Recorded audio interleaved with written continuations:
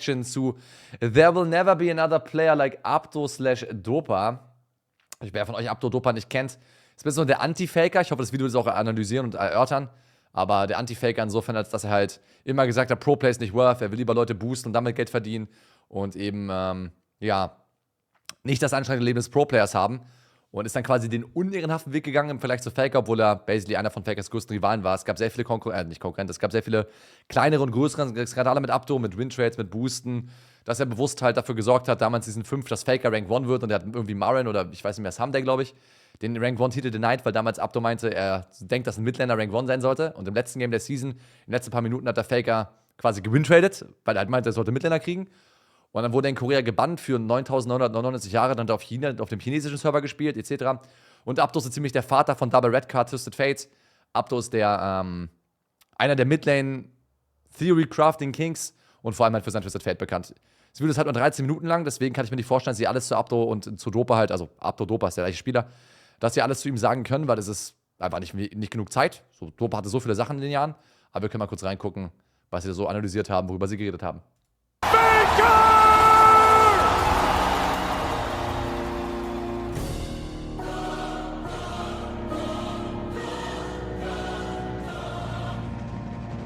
Most League of Legends fans know that the greatest player of all time is Faker. He's appeared in a total of 13 out of 18 international Worlds and MSI events, won 4 times they've been knocked out, and 4 times they have got back up for this moment! It was 7 years since their loss, a decade since their first. The SKT legacy has been reignited! T1! and is still competing at the highest level after 10 years of professional play. And many wonder if any will be able to challenge his legacy. Over the last decade, there have been a few mid laners who could be considered rivals of Faker, but none of them have seriously been held in the same esteem as their T1 nemesis. Leiser? But Okay. what if I told you there exists Faker's equal? A player known as the Dark King of solo queue who never ended up going pro. He was Also Fakers equal, wenn ich diesen Satz schon höre, Bruder.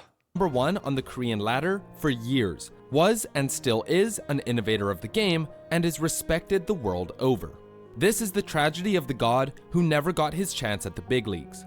This is the story of Apdo. I mean, Dopa.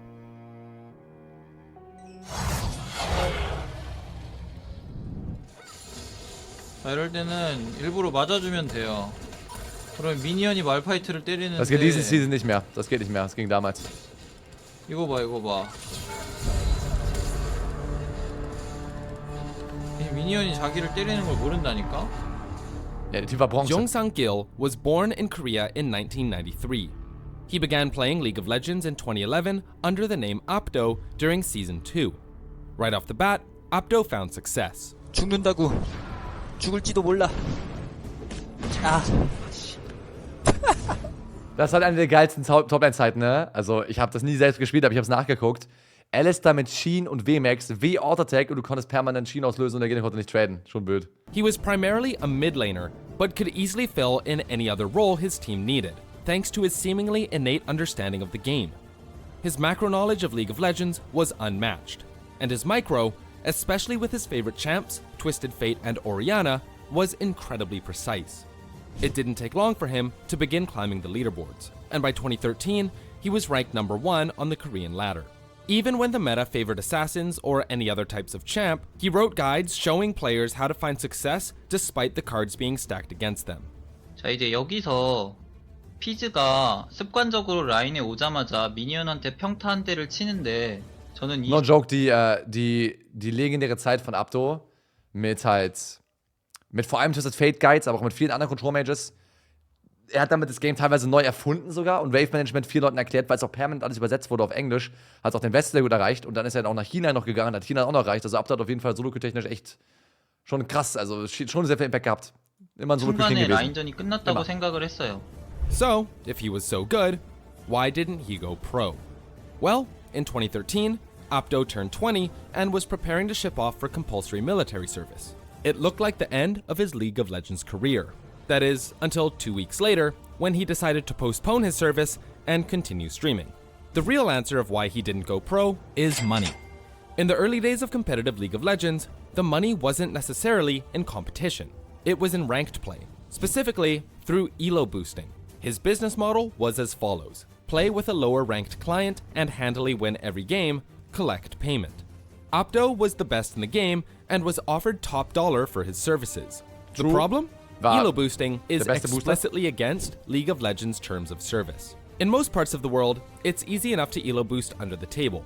Make a burner account, play through a VPN, and unless you straight up admit to doing it, it's unlikely you'd get in trouble. Back in 2013 in the LCS in North America, 7 LCS players and 1 coach, some of whom are recognizable names that are still in the community today, were caught elo boosting other players, doing the exact same thing that Apdo was doing. Their punishment? A 2-week ban and no seasonal rewards. But in Korea, it's a little bit different. Korean League of Legends accounts are tied to your social security number, meaning it's comically easy for Riot to track you down if you're misbehaving. And to say the least, it's pretty clear that Apdo was a bad boy. Not only was he elo boosting around the clock, he was also extremely toxic. Korea's best player would talk the talk, but had an extremely weak mentality. If he was losing, he'd just leave the game. And his influence was so prevalent that at one point, he was boosting a player who was about to rank up the challenger when they came across Faker. Believing that his lane, mid, was the most important, Apdo refused to beat Faker and risk lowering the GOAT's rank. So, Apdo threw, which in turn caused Faker's team to throw, not wanting to feed Apdo's ego and let him win.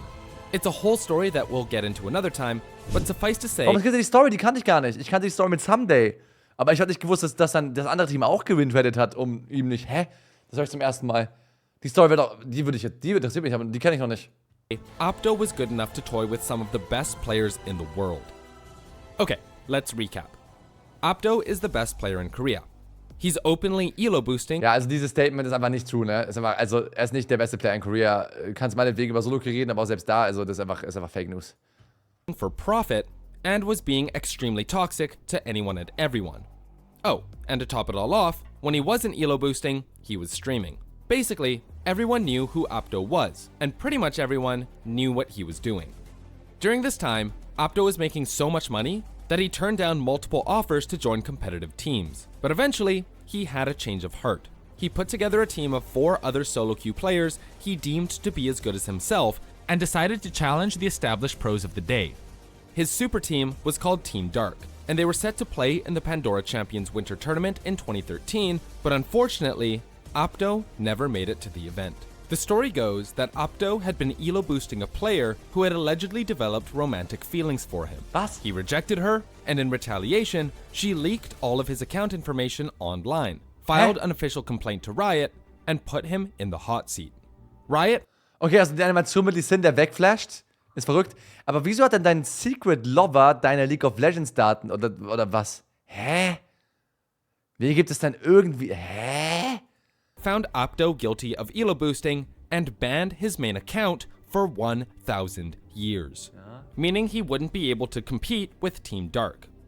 On top of his 1,000-year ban, Apdo was also banned from competing in tournaments for 2 years. Team Dark managed to find a replacement for Apdo and ended up qualifying to play in Champions 2014 Winter, but it was clear they weren't on the same level as their competition. After losing 0-2 to Nanjing White Shield, they had one more series to play against Samsung Ozone. After losing Game 1, Team Dark locked in all jungle champs as an homage to the recently retired Cloud Templar. Yes, Trundle, yeah, there it is. And the result was the shortest game of competitive League of Legends ever. And they're doing a quite nice job. There's the dragon. Oh, man, they're coming in right on the Mata. Mata a little bit low. There's the trophy as well. Sevilla already gets taken out. They do manage to get 1 kill, 2 kills though. Low enough. Double kill for Dandy. Trundle dies to something somewhere. And there goes the Nexus, guys. 8 minutes, the Nexus down to about half health. Team Dark was disqualified for throwing the match, and no one on that squad ever competed professionally again.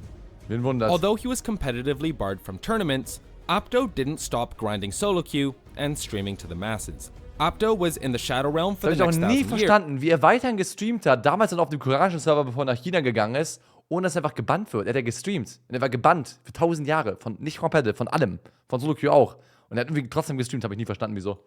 But like a phoenix rising from the ashes, there was born again a new solo queue god, Dopa. Dopa was a man of many faces. Since he was banned for 1,000 years, and that ban was tied to his social security number, Dopa couldn't just make a new account and start playing again. So, he borrowed. He'd make it to number 1, get banned, and then do it all over again. As one Reddit user um Rank 1 zu clappen, hat er so 200 Games gebraucht. Die hat er alle gestreamt. Warum wird er nicht nach Game 3 gebannt? Er hat ja auch eine Menge Viewer. Er ist einer der größten Streamer gewesen damals. Wenn nicht sogar der größte Streamer, bis Fake das erste Mal gestreamt hat dann. Also, I don't know, war verrückt. put it, he is like a ghost. Then, he saw an ad for a Chinese League of Legends competition. It wasn't a pro team or a sponsorship, but rather a challenge for League players to hit number 1 on the ranked ladder in a set period of time. The reward was 500,000 yuan, roughly 80,000 USD. Not bad. So, Dopa did what any other Solo challenge 21-year-old mega would. insane. He dropped everything, flew to China, and got to work. The expectation was that it would take a couple of months for anyone to reach number 1 on the ladder. However, Dopa isn't anyone. and it took him only 16 days to play 239 games with a win rate of 75%. In less than a month, he rose to the top and collected his prize money, leading to one of the best photos in all of esports. Luckily for Dopa, the Korean servers weren't Dieses Tablett, ne? Dieses Tablett mit dem ganzen Geld drauf, das ist schon geil irgendwie. Das ist schon irgendwie geil, das ist schon wild. Das ist schon ein Vibe. Das ist schon verrückt, dass es auch in Person war. Und ich habe damals auch nicht verstanden, weil die Story ist damals so crazy viral gegangen, auch mit halt Dopa, der halt nach China gegangen ist, Korea geditcht hat. Und dann war so, ey, er kann nicht wieder einreisen, wenn er zurück nach Korea will, muss er schwimmen gehen und so. Ganz viele Memes, die auch damals entstanden sind dann. Und er hat hauptsächlich TF gespielt bei seinem Climb of Course in China. Und war auch dann sehr schnell sehr erfolgreich. Aber auch da habe ich mich damals gewundert, wie kann Korea, also Riot Korea nicht mit Riot China miteinander reden. So, dass sie, der Typ streamt jedes Game und er sollte gebannt werden on-site. Er hat mit Tausende, Zehntausende Zuschauer. Der Typ ist nicht instant gebannt worden. Verrückt. Also da hat Riot auch einfach nicht funktioniert. Was lustig ist, finde ich persönlich. Und ich meine, finde ich, dass Dopa gebannt werden sollen müsste. I mean, er war toxic, aber basically alle Pros waren toxic damals. Das ist wirklich so gewesen. Das Game hat sich auch sehr weiterentwickelt im Westen, was die Toxicity angeht, ist es actually viel weniger geworden. In Korea nicht wirklich. Da sind Leute noch jünger und temperamentvoller. Zumindest war es meine Wahrnehmung, als ich dann einen Monat Solo-Queue gespielt habe. In Europa ist es actually weniger geworden, was Beleidigungen angeht und viel mehr geworden, was, keine Ahnung, so dummes Inten angeht, right? So Toxicity halt so casual, run it down, soft int etc. Aber halt Leute boosten und das für Geld of course halt gegen Riots TOS und dafür wurde halt einfach gepermabannt. Also wenn Riot einfach konsequent gewesen wäre. Aber dann habe ich mir so gedacht, so, Riot will ihn ja auch gar nicht bannen. Der Typ hat eine insane Reichweite gezogen. All diese Events, die er mitgemacht hat und wo er geclimbed hat, das hat das Game auf absurde Art und Weise promoted. Ebenfalls. Und auch der Hype dahinter war ja crazy. Das war eine riesige Story. Wenn die im Westen auf Reddit riesig war, dann war die, will ich gar nicht wissen, wie groß die auf Weibo und auf Inven gegangen ist, wie viral. in all of esports.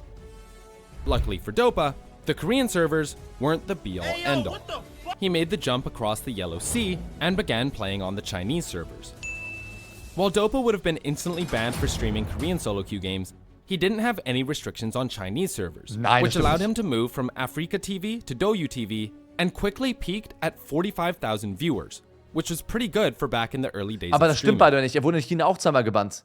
Er hat in China auch am Ende diesen Skandal gehabt mit, er brauchte irgendeine Anmeldung, Daten von einem anderen, aber er hat ihn nicht geboostet, das war dann sein Account, das stimmt beide nicht. Und dann durfte er nicht streamen und hat er mit einer Maske gestreamt und er hatte eine versteckte Facecam und dann hat er so getan, als wäre er das nicht und er würde darüber reden und nur er würde Just Chatting machen, dabei hat er Solo-Queue gespielt. Das beide auch, also in China hat er safe auch irgendwelche seltsamen Sachen gemacht.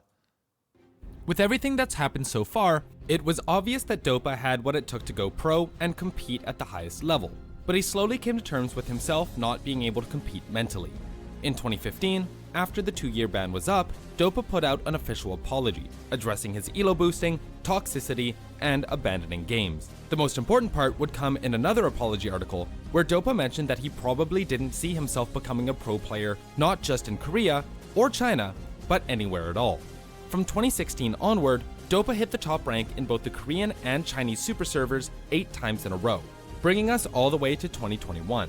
Dopa continued to stream on Douyu until transferring over to Twitch, where the solo queue god continued to stream his games on Chinese servers and still excites pros and fans with his crazy plays.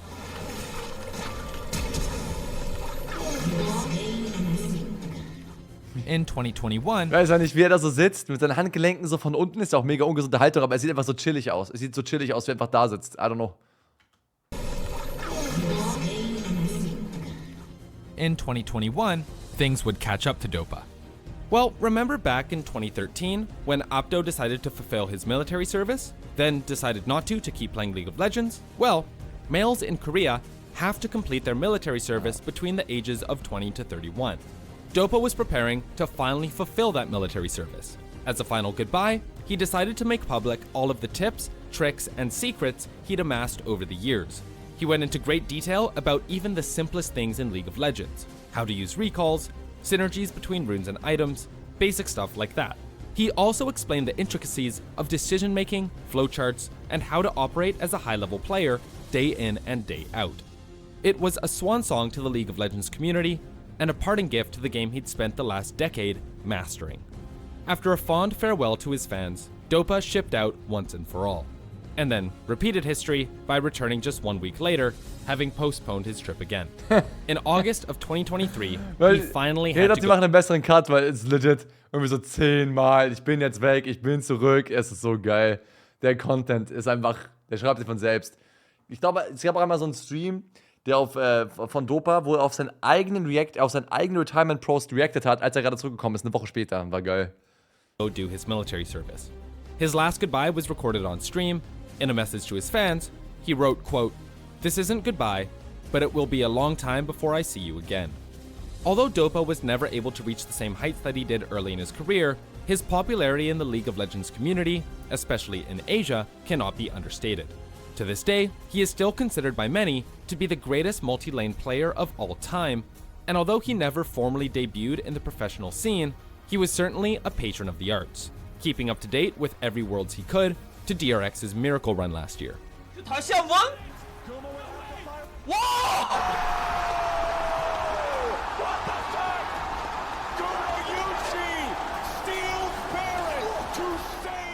Being so talented, but having a controversial start to his career, Dopa matured over the years and has become very well respected, both in and out of the Rift. He showed complete dominance with an incredible record of 8 seasons ranked #1 in Korea, and it's hard to argue with his resume. Still, many fans wonder what kind of story we might have missed out on. Had Dopa gone pro, what would his rivalry with Faker have looked like on the main stage? While they played in solo queue plenty of times, there was never a Worlds or LCK trophy on the line. And so, he will forever remain one of the biggest what-ifs in League of Legends history. This has been the story of Dopa, the greatest League player to never go pro. Das Statement würde ich sogar wahrscheinlich unterstützen, ja. Also das Video ist actually geil dafür, dass es 13 Minuten lang war, weil du kannst noch so viel mehr über Dopa und Apdo erzählen. Ein Mann, der je 10 Jahre League of Legends Stuff gemacht hat, immer die ganze Someday-Faker-Story mit Wintrade damals ausgelassen und so. Aber für 13 Minuten war es actually mega der Banger. Wirklich, wirklich cool zum Zugucken. Und ja, Dopa, ich weiß, er streamt jetzt einfach immer noch. Ich glaube, er co-streamt jetzt auch, aber ich weiß nicht, ob er dieses Jahr noch co-streamen darf nach dem Ding. Das dürfte Leute, glaube ich, aus China nicht mehr co-streamen in Korea jetzt mittlerweile, die LCK zumindest. Vielleicht wird er wieder Worlds co-streamen oder so. Aber er ist ein riesiger Influencer, obviously auch Millionär über Stream und so, I guess. Wenn er regelmäßig diese Viewerzahlen hatte, dann auf jeden Fall. 350.000 Leute, Bruder. In deinem Stream als Peak-Viewer, Bruder. Ziemlich cool. Aber natürlich so genau den. Und ich muss auch sagen, fairerweise, Pro-Player sein ist ein sehr schlechtes Leben. Gerade in China, Korea. So, ich bringe mal das Uzi-Beispiel, weil das so einer der größten Namen ist, der so prägnant runtergebrochen hat. Aber also meinte halt so 16 Stunden League of Legends pro Tag ist Pflicht. Ein Off-Day den Monat und er hat nicht genug Zeit, seinen Sohn zu sehen. Deswegen geht er jetzt wieder in Rente. So, I get it. Und dann sagt der Dopa, er würde es mental nicht hinkriegen, dass er das machen muss und lieber halt streamen, Solo-Queue spielen, Leute boosten. Damals war auch Boosten noch Gold-effizienter. Alter Bruder, es war finanziell lohnenswerter, Leute zu boosten, weil du Geld bekommen hast. Es war effizienter für deine Zeit. Und, also, war sinnvoll von Dopa damals, right? War einfach sinnvoll, was soll ich sagen? Ja, ich hab meinen Kopf, es ist crazy manchmal. Es ist wirklich, könnt ihr das nicht vorstellen. Es ist schrecklich. Deswegen habe ich da Dopa verstanden, in vielerlei Hinsicht. Also, ja, aber natürlich, wenn du halt gegen Regeln verstößt und Riot dich bestraft, dann bestrafen sie dich aber nur irgendwie. Das war auch damals mit Teil auch mega weird. Und auch mit, wie hieß er, mit I Will Dominate. Weil es waren irgendwie so viele Leute damals in der League of Legends-Szene, gerade die frühen Content-Creator, die das Game halt extrem populär gemacht haben auf vielen Ebenen. Auch so jemand wie Trick2G, der Leute permanent BM'd hat und so und bla bla bla, die das Game halt mega promotet haben, die dann selektiv gepunished wurden und selektiv nicht gepunished wurden. Und dann wurden sie gepunished, waren für Jahrzehnte, Tausende gebannt im Fall von Dopa. Und dann werden sie aber rebannt oder sie werden nur selektiv gebannt und dann wieder nicht gebannt. War mega weird. War eine sehr seltsame Ära von League. Und irgendwie Tyler Bond war dann irgendwie der Typ, der sich dann redeemed hat, ohne sich redeemed zu haben, aus meiner Sicht. Für Toxicity. Und dann Ival Dominant ist für immer gebannt geblieben. Für Competitive und so. Beide waren einfach toxic. Aber ich war immer verwirrt, was das alles, also wer dann am Ende die Entscheidung wirklich trifft. Ja, aber Banger-Video, ich gebe euch mal den Link, könnt ihr auch gerne ein Like da lassen. Sehr interessant zum Zugucken, gerade aus Sicht von halt den Oldschool League of Legends Fans. Weil ich glaube, viele werden gar nicht Dopa-Stories kennen, weil auch wenn ihr Oldschool League of Legends Fan seid, wer hat damals bitte Korea verfolgt, hat schon einen richtigen Süchtigen gebraucht, um das zu verfolgen auf dem Level of Course.